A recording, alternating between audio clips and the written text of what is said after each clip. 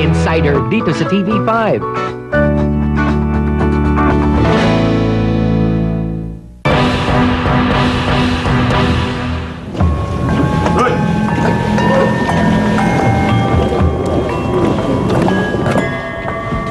Gumagastos ang ating pamahalaan ng 1 milyong piso kada kadete sa 4 na taon nilang pag-aaral sa PNPA. Coms. Kaya naman sinasanay din silang maging handa sa anumang sitwasyon. Magagamit daw nila ito kapag sumabak na sila sa serbisyo.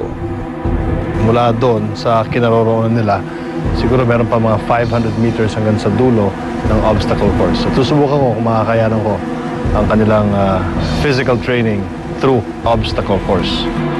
Sa unang tingin, mukhang madali sa mga second year na mga kadete ang kanilang ginagawa.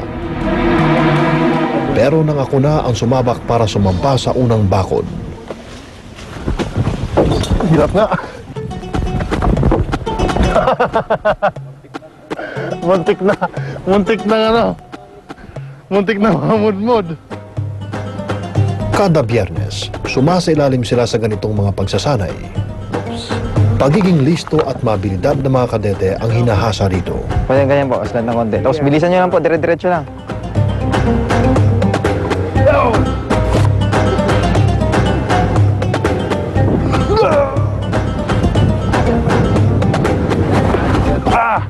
Yes! Napakahirap. Parang ang dali-dali tingnan, di ba?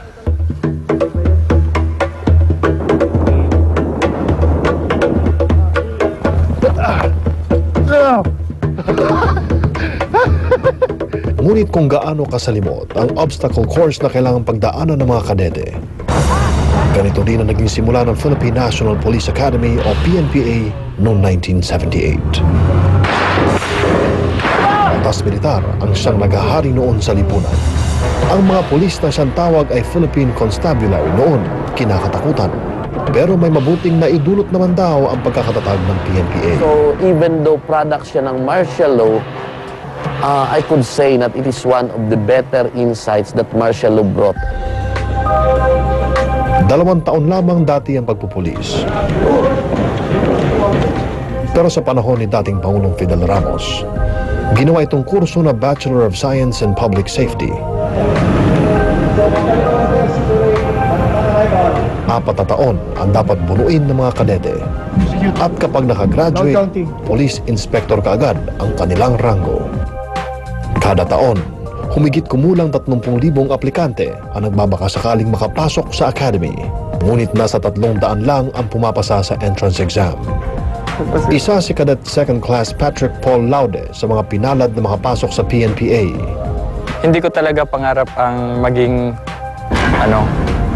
uniform personnel kasi marami namang bagay o kaya trabaho na pwede mong makamit yung pangarap mo eh. Kaso through prayers, ito yung binigay sa akin ni God na answer sa aking mga prayer. Sabi ko, if this is the answer, so be it. Kasi yun ang gusto ng Diyos eh.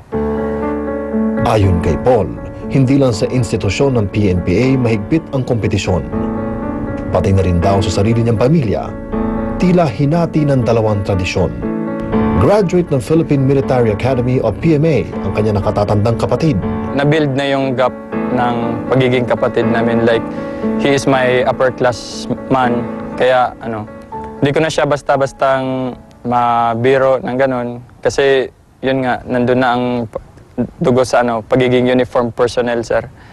Pero kahit may gap, naging malakas yung relationship namin na magkakapatid kasi dahil sa pinasukan namin na puro magagandang institution. Aking kasama! Kuyain mo! Ang sarap-sarap mo! Kaliwat kanan ang naglabas ang mga hazing video na mapapanood sa YouTube. 1 to 5, basta ka na! Mga kadete na pinapahirapan ng kanilang mga upper class. May mga nagsasabing tradisyon na raw sa mga institusyon gaya ng PNPA ang ritual ng hazing. Ngunit maring itinanggi ng pamunuan ng PNPA na hindi raw ito sa loob ng institusyon. We conduct irregular body check wherein we strip naked all plebes one time unannounced and check for hematoma or other indication of probable maltreatment from their upperclassmen.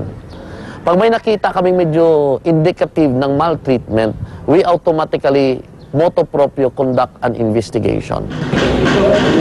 Dagdag pa ni Director Fahura, hazing free na raw ang PNPA mula nang siya ang humawak sa institusyon. Ngunit hindi lang daw ang hazing ang dapat intindihin ng PNPA. Ang mataas na kalidad ng mga pulis mula sa kanilang hanay ang kanilang prioridad. Isa si Cadet First Class Raysabel Gamaro, graduating student at kandidato bilang top cadet ng kanyang batch sa mga humaharap sa hamon na ito. Anong motibo niyo sa pagsali dito sa Philippine National Police Academy? Una po kasi yung eagerness po na talagang gusto kong maging public servant by being a law enforcer. Isa si Raysabel sa mahigit 100 babaeng kadete na nakikipagsabayan sa 800 adan sa PNPA. Teacher dati si Raysabel bago pumasok sa akademya. Sumali rin sa mga beauty contest ang dalaga. Pero tinalikuran niya ang lahat ng ito upang makapaglingkod daw sa bayan. Alam ni Raysabel na sa pagkatapos niya ngayong Marso, isang hamon ang haharapin niya sa paglabas niya sa PNPA. Ang hamon ng pagiging isang tapat na opisyal na mananatiling malinis sa sistemang nababahiran ng katiwalian at korupsyon. Malaking challenge talaga, sir, kasi dito, sabi nga nila, sir, ang pagpasok dito sa PNPA ay hindi basta-basta kasi mostly ito ay dinodominante ng mga kalalakihan. So parang challenge sa amin yun, sir, na makisabay sa anumang training nila, dapat din kakayanin namin, sir. Aminado si Director Fahura na maraming anomalya at tuksong kakaharapin ang mga katulad ni Raysabel. Nang una ako nagpulis, a bribe came in. Hindi ko alam yung, I have to accept na quandary kung tatanggapin kasi medyo malaki yung halaga eh. Galing sa waiting lord, di ba? Eh, pinapahatid lang kaya sa'yo yung mga bribe money. So what I did is divert them to what is good. Siguro mali, morally mali na tinanggap ko. Pero sabi ko nga eh, what is the best thing to do under the circumstances? And I heeded the good advice of my bishop on what to do. Isa sa mga stories ko yun sa buhay ko that I teach my cadets. And with the hope na someday, somewhere, somehow, when they're confronted by the same situation, they know what to do. Ngunit hindi lang ang pagtanggap ng suhol ang ibinabato sa ating mga parak. Pati ang kanilang kakulangan sa pag-aksyon at kahinaan ng desisyon sa mga masiselang sitwasyon, binibira rin ng publiko. Makailang beses na rin kasing nasangkot ang kapulisan sa mga kontrobersyal na kaso at insidente. Isang halimbawa rito ay ang madugong pagtatapos ng Manila hostage crisis noong August 23, 2010 sa Quirino Grandstand.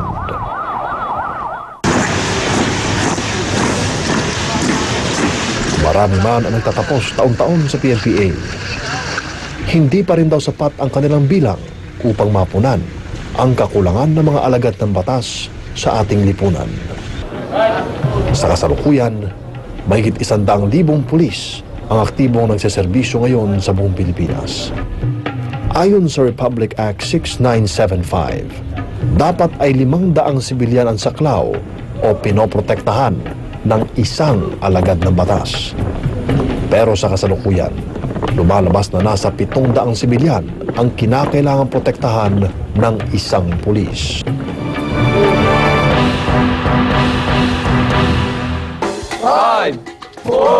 Budel fight!